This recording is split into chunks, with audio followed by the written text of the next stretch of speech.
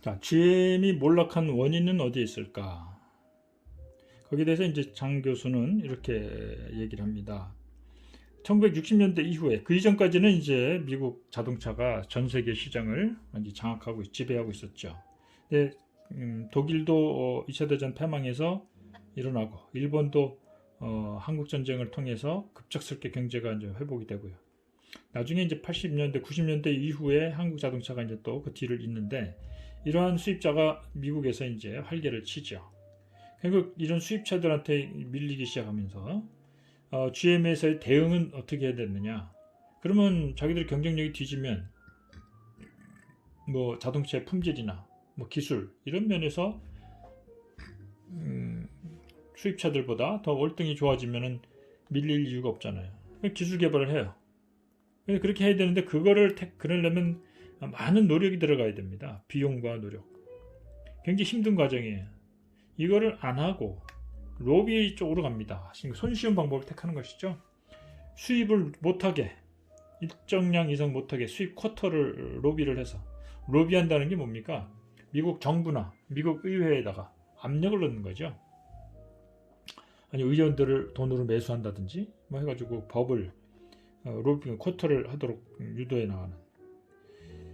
그러면서 자기네 나라에 들어오는 것을 쿼터로 막고 또 수출하는 그 경쟁국 그쪽 시장을 개방하도록 압력을 넣게끔 정부나 의회에다 힘을 쓰는 것이죠. 그래서 이제 미국 차를 다른 나라에 팔고 수출을 늘리고, 그러니까 수입은 줄이고 수출은 늘리고, 뭐 그런 식으로 이제 물건을 자동차를 많이 팔겠다 이런 뜻이 됩니다. 그럼 이게 오래 갈까요? 기술력이 좋아지고 상품의 품질이 좋아져야 이건 뭐 가만히 있어도 수출이 늘어나고 가만히 있어도 수입이 줄어들고 그렇게 자연스럽게 되는 것이 맞는데, 인위적으로 이거를 막 압력을 넣어가지고 들어오는 거는 못 들어오게 막고 나가는 거를 또 억지로 해서 팔게 만드는 이런 방법을 택한 것이죠. 자, 여기 하나고요. 기술 개발에 소홀했다. 두 번째, 자동차 제조 부문이 이제 부진하잖아요. 그죠? 수입차한테 밀리니까. 그런데 거기에 대한 대안으로 금융자회사인 GMAC이라는 회사를 만들어요. 금융회사에 자동차를 팔게 되면은 거기에 대한 리스를 해주고 거기에 대한 금융 거래를 하도록 만드는 게 그 비자가 좀 비싸죠. 이런 방법을 통해서 금융 쪽에서 영업이익을 많이 냅니다. 이런 그 영리 목적의 금융 업무가 이제 나중엔 오히려 배보다 배꼽이 더 커져가지고요. 2004년도에는 GM 전체 수익의 80%가 이 금융 부문 GM에게서 발생이 돼요. 이게 자동차 회사인지 뭐 금융 회사인지 모를 정도로 자동차 회사 쪽은, 자동차 부문 쪽에서는 적자 아니면은 뭐 수익을 거의 못 내고, 반면에 금융 쪽 부문에서는 80%라는 어떤 막대한 이익을 내고 있게 된 거죠. 뿐만 아니라 기술 개발은 도외시하고 외국의 소형 경쟁 업체들을 그냥 삿발아요. 현금이 있으니까. 스웨덴의 사브 자동차나 한국 제휴 자동차 이런 걸 GM에서 인수해버립니다. 결국은 더 적은 노력으로, 더 적은 돈으로 기업의 생명을 유지하는데 일단 반짝 성공하는 것처럼 보였어요. 그러나 이제 2009년 세계 경제 위기가 왔을 때 그냥 부도가 나버리는 것이죠. 그런 일을 막으려면요, 보호무역 로비를 하거나 소형 경쟁사를 사버리거나 뭐 금융업 이런 쪽에 투자하고 그런 쪽에 인력을 낭비하는 것보다는 기술 개발과 설비 투자에 좀 더 지속적으로 노력을 했더라면 이런 최악의 사태를 막을 수도 있었을 것이다, 이런 얘기입니다. GMA 몰락하게 된 원인, 이렇게 정리가 되겠습니다.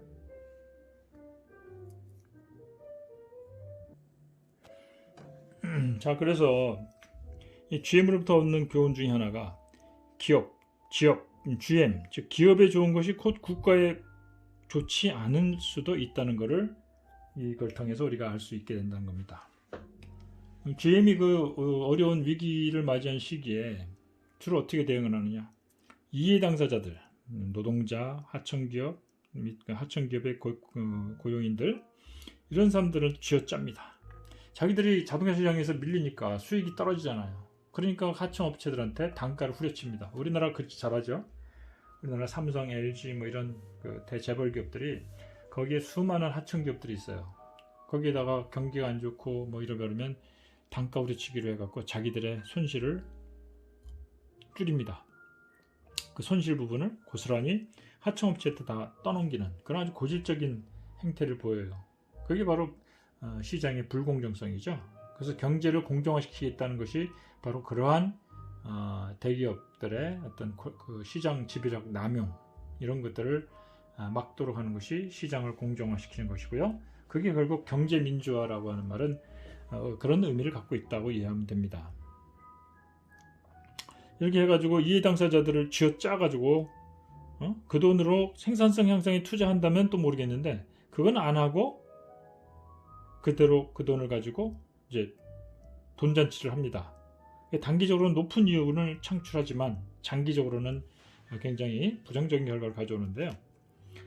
그래서 이렇게 해서 이익을 늘려가지고 이게 이제 뭐 시장에서 기술력으로 물건을 많이 팔아갖고 이익을 많이 남겨서 된 것이 아니라 지금 그걸 잘 못하면서 이 쥐어짜가지고 얻은 돈을 가지고 경영자들 천문학적인 고액 연봉을 좀 줍니다.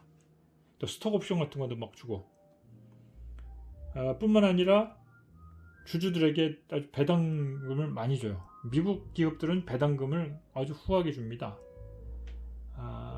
그런 배당금을 맞들여서 그런 기업에 투자해서 이익을 보려는 투자자들도 있는데 그건 그 기업으로 그런 기업들이 과연 괜찮은 기업이냐? 그렇지 않을 경우가 많다는 거죠. 더 나아가서 자사주를 매입을 해버려요. 그 자기 회사 주식을 사들여서 소각시켜 버립니다. 그러면 주식수가 줄어드니까 회사 가치는 그대로고 그럼 주식 한 장당 기업 가치를 분할해서 가져가는 거니까 지분을 주가의 가치가 올라가요. 주식의 수가 줄어들면 결국 이게 주주가치 극대화로 나가는 겁니다. 근데 이 주주들이 어떤 성격을 갖고 있습니까? 다 포트폴리오를 하잖아요. 이익을 많이 낼 만한 회사들을 포트폴리오에 담습니다. 그래서 이 주주들은요 장기적인 미래에 대해서는 관심이 없어요. 투기적으로 당장 나한테 이익을 줄 만한 것을 사들입니다. 그러다 보니까 결국 그런 그 주주들의 이익에 충성을 하다 보니까 단기적인 이익 추구로 치달아가는 것이죠. 주주들은 결국 이런 단기적인 이익에 편향된 사람이고 그런 사람들에게 주주이익을 극대화시키려는 이러한 배당금을 많이 주고 자사주를 매입해주고 또 그것과 어떤 뭡니까 아주 언홀리 비신성 동맹이라고 전에 그런 얘기를 했을 거예요. 그렇게 보수 배당금 많이 주고 자사주 매각해서 주가 올려주고 그런 걸 해주는 주주들한테 반대급부로 천문학적인 그 연봉을 가져가는 거 그거를 그냥 눈 감아주는 겁니다. 서로가 서로 짬짬이를 하는 것이죠. 결국 그 결과 기업의 경쟁력은 떨어지고 GM이 망하게 돼가는 과정이 그런 거다 보시면 되는 거예요. 결국 미국 기업들은 상당 기간 동안 사회에 만연한 단기 추구 그걸로 장기적인 경쟁력을 약화시킵니다. 그래서 미국 경쟁력이 굉장히 나빠진 거예요. 미국 기업들이 미국 내에서 물건 생산하는 것보다는 해외에서 생산하는 것이 훨씬 많죠.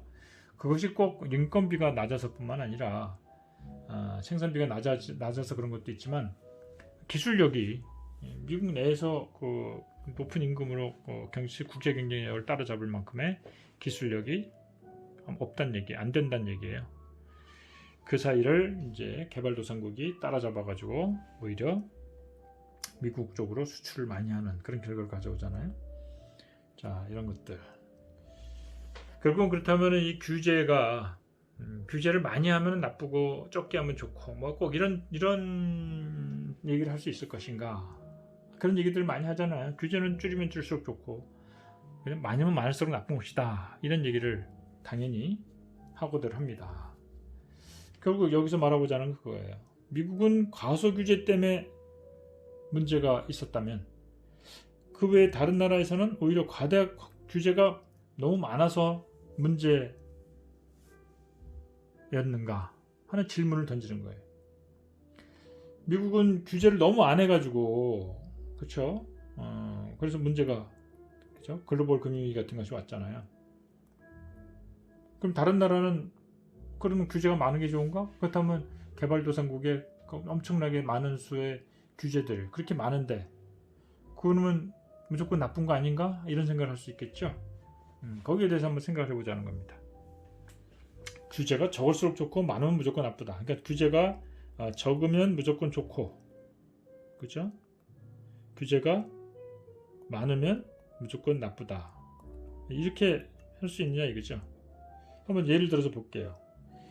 한국에서 공장을 설립하려면 지금은 이제 많이 그 규제가 간소화됐지만 과정이 1990년대 초까지만 해도 199개 기관에 찾아다니면서 299개 정도의 인허가를 받아야 돼요. 근데 이렇게 299개의 그 인가를 받고 기업을 성장할 수 있었던 그런 와중에도 한국은 경제 기적을 이뤄냅니다. 이상하잖아요. 규제가 이렇게 많은데 어떻게 경제는 저렇게 잘 나갔을까? 반면에 미국은 규제가 없었는데도 경쟁력이 떨어지고 경제가 아주 나빠졌잖아요. 자, 그렇게 보면은 어때요? 규제를 많이 하는 것이 꼭 좋은 건 아니다라는 결론이 저절로 나오죠. 1950년대에서 80년대까지의 일본이나 대만도 비슷합니다. 또 지난 40년 동안 중국도 마찬가지 현상을 보이고 있어요. 또 다른 예로 라틴 아메리카 그리고 사하라 이남 아프리카 지역, 이 지역의 많은 그 저개발국 또는 개발도상국들을 보면요, 규제 완화를 실시했음에도 불구하고 오히려 그 규제가 강했던 60, 70년대보다 오히려 성장 속도가 더 떨어졌습니다. 더 낮아졌어요. 이 말은 뭐예요? 규제를 많이 하던 시기보다 규제를 적게 하던 시기가 더 경제가 발전이 더뎠다. 그 얘기는 뭐예요? 규제를 완화를 시켜봐야 거기에 경제 꼭 득이 되는 건 아니다. 반대로 뒤집어 말하면 규제를 많이 한다고 국가 경제 전체가 무조건 나빠지는 것만은 아니다 이런 얘기입니다. 결과적으로 규제의 양이 많아서 뭐 안 좋고 적으면 좋고 뭐 이런 게 아니란 얘기죠. 규제의 양보다는 돈벌이 기회가 과연 있느냐 여부입니다. 규제가 많더라도 그거 규제에 맞춰서 해서 나가면 돈벌이가 많이 널려 있다. 그러면 규제를 다 감당하면서 할 거예요. 그러나 규제가 없는 경우, 근데 그 규제가 없어갖고 쉽게 기업을 만든다 해도 그 회사를 차려서 보니까 돈벌이가 쉽지가 않아요. 그럼 규제가 없어도 기업을 투자를 안 하게 되죠. 이런 얘기를 볼 때 결국 규제의 양이 문제가 아니다. 결국 돈벌이 기회가 얼마나 많이 있느냐. 돈벌이 기회가 많으면 규제가 강해도 기업들이 마구 들어올 것이고, 돈벌이 기회가 없으면 아무리 규제가 없어도 기업들이 잘 안 들어오고, 뭐 그런 거 이해가 될 겁니다. 근데 실제로 보면요, 규제가 무조건 나쁜 것만은 아니고 기업에게 도움이 되는 친기업적인 규제도 있을 수가 있어요. 그러니까 자꾸 이제 규제 반대론자들, 규제는 무조건 나쁜 것이다 라고 하는 것에 대한 반론으로서의 어떤 하나의 근거가 되는 것들인데요. 예를 들어서 이제 규제 중에는 공익이나 국가 경쟁력을 높이는 그런 기능을 하는 것도 있고요. 결과적으로 기업에게 도움이 되는 그런 친기업적인 것도 많이 있다는 겁니다. 이런 예를 들 수가 있어요. 공유자원을 보호한다. 아까 어류자원 얘기를 했잖아요. 어족을 씨를 말려버리면 다 망하는 거예요. 그런 규제가 있어서 기업들을, 그런 경제활동을 하는 사람들을 계속해서 먹고 살 수 있도록 해주는 거죠. 자, 노동에 대한 규제를 생각해 볼까요? 예를 들어서 옛날에는 자본주의 초기 시장에서는 영국 같은 경우에 그죠? 5살짜리 또 막 노동을 시켰어요. 학교도 안 보내고, 그러고선 월급은, 임금은 한 푼도 안 줘요. 먹여주고 재워주는 것만으로도 그 대가가 다 지불됐다 이런 식이었어요. 얼마나 참 지금 생각하면 말도 안 되는 그런 상황이었겠어요. 근데 문제는 영국에서 이제 이 아동들에 대한 노동을 금지시킨 조치가 얼마 안 있어서 나와요. 그 왜 나왔느냐? 아동들을 성장 발육이 제대로 안 되게끔 만드는 거예요. 정신적, 육체적으로 혹사를 시키니까요. 장기적으로 신체적인 그 능력이 아주 떨어지죠. 그러다 보니까 영국이 그 당시 전쟁이 나서 이제 그때 전쟁 나면 귀족들은 물론 이제 그 정치적으로 야망이 있는 사람들은 열심히 전쟁터에 나가지만 대부분 안 그렇잖아요. 다 누가 나갑니까? 이런 하층민들이 다 나가는 거예요. 근데 걔네들을 10대 후반, 20대 초반 이런 애들을 전쟁터에 내보내려니까 어려서부터 5살, 6살부터 일시키고 제대로 안 먹이고 그러다 보니까 막 신체 조건이 너무 열악한 거예요. 전쟁터에 나가도 싸울 수가 없는 거예요. 그래서 이제 영국 정치계가 반성을 하고 이거 막아야겠다. 그래서 이제 아동 노동을 금지시키고 하는 법이 나옵니다. 근데 결과적으로 전쟁에서의 그 군사력만 아니라 노동 그 어린아이들이 잘 성장 발육하면은 노동의 질도 올라가는 거 아니에요. 이런 의미에서 이 노동 규제는 기업에게도 아주 중요한 도움이 된다. 또 이런 예도 들 수 있어요. 은행의 위험한 대출, 또 위험한 투자 이런 거를 금지시킵니다. 은행들은요, 사실 안전하게 그 자금을 운영해서 예금자들에게 안전하게 이자와 원금을 돌려줘야 되는 그런 시스템이잖아요. 그래야 은행을 믿고 많은 사람들이 여유 자금을 은행에 맡기고 그게 산업자본으로 이제 전환이 될 수 있도록 해주는 것인데 은행들이 그냥 고위험 추구, 고수익을 추구한단 말이에요. 고수익을 하게 되면 당연히 고위험으로 가게 돼. 잘못되면은 왕창 망할 수가 있죠. 은행이 망할 수가 있어요. 그러면은 은행이 망하면요, 결국 경제 시스템 전체가 다 붕괴가 됩니다. 이걸 막아줘야 되는 거예요. 이 망규제, 그게 해로운가요? 결국은 기업 또는 시장을 보호하는 조치가 되는 거예요. 자, 예를 들어서 글래스 스티글법이 있습니다. 대공황 때 한번 아주 그냥 뜨거운 맛을 본 미국에서 글래스 스티글법을 해가지고 금융기관에 일반은행하고 투자은행 벽을 쌓아버려요. 일반은행은 투자 업무를 못하고 투자은행은 은행 업무를 할 수 없도록 두 기관은 완전히 독립돼서 운영이 되게끔 하는 게 글래스 스티글법이잖아요. 그게 1980년대 레이건 대통령 이후 클린턴 대통령 넘어가면서 완전히 폐지시켜버려요. 자, 그래가지고 이제 모든 일반 은행들이 돈벌이를 위해서 투자은행화 돼버립니다. 인베스트먼트 뱅킹, IB, 그죠? 그러니까 완전 고위험 고수익을 추구하는 겁니다. 그러니까는 이제 이게 누적이 되면서 모기지를 가지고 만든 파생 상품을 이용해서 계속 고위험 고수익을 추구하다가 뻥 하고 터진 게 2008년 글로벌 금융위기가 된 겁니다.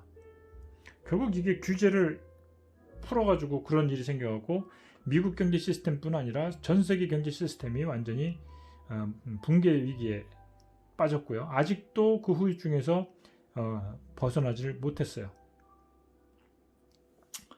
자, 이런 걸 볼 때 결국은 이런 규제, 당연히 경제 전체적으로도 중요하지만 기업들의 생존에도 위험을 미리 예방해주는 그런 역할을 한다.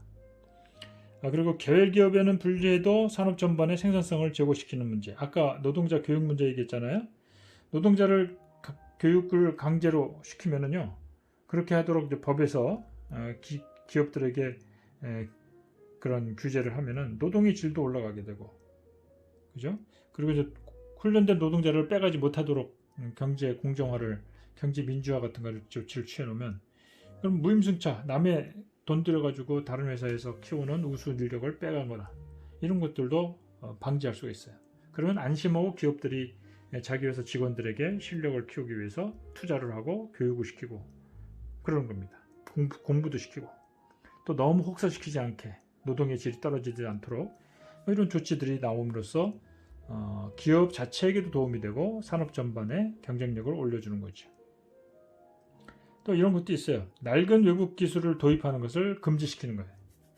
지금 당장은 이게 캐시카우가 돼서 돈을 잘 버는 기술이 할지라도 곧 그거보다 더 좋은 기술이 들어와서 곧 그 기술은 폐기될 건데 그걸 딱 들어와가지고 당장 단기적으로 국내 경쟁자를 고사시켜버려요. 여기서 말하는 국내 경쟁자들은 신기술을 개발하고 그죠? 그쪽으로 전환해가는 과정에서 좀 경쟁력이 약한 경우가 있어요. 여기에 외국의 낡은 기술 들어와가지고 시장에서 이 사람들을 퇴출시키는 그런 일이 생길 수도 있다는 거죠. 결국은 장기적으로 국제 경쟁력을 상실시킵니다. 자, 이런 의미에서 볼 때 결국 여러 가지 이런 규제 내용들이 개별 기업뿐 아니라 국가 경제 전체에 중대한 영향을 줄 수 있는 거죠. 그렇게 보면은요, 규제 중에서는요, 규제 반대론자들은 무조건 규제하면 나쁜 거다라고 얘기하는데요. 반기업적인 것보다는 오히려 친기업적인 것이 더 많고요. 친기업뿐 아니라 국가 전체적으로 도움이 되는 것이 월등히 많습니다. 따라서 규제가 많으면 무조건 나쁘다 하는 규제의 양이 문제가 아니라요. 어떤 목적과 어떤 내용으로 규제를 하는 것을 들여다보고 거기서 우리가 평가를 해야 된다는 겁니다. 그럼 내용과 목적을 봤을 때 이건 오히려 해롭다. 그럼 그런 규제는 철폐시켜버려야 되겠죠. 그러나 이것은 진짜 지금 얘기했듯이 국가 경쟁력뿐 아니라 개별 기업에게도 도움이 되는 거다. 그런 건 장려해야 되겠죠. 잘 지켜지도록.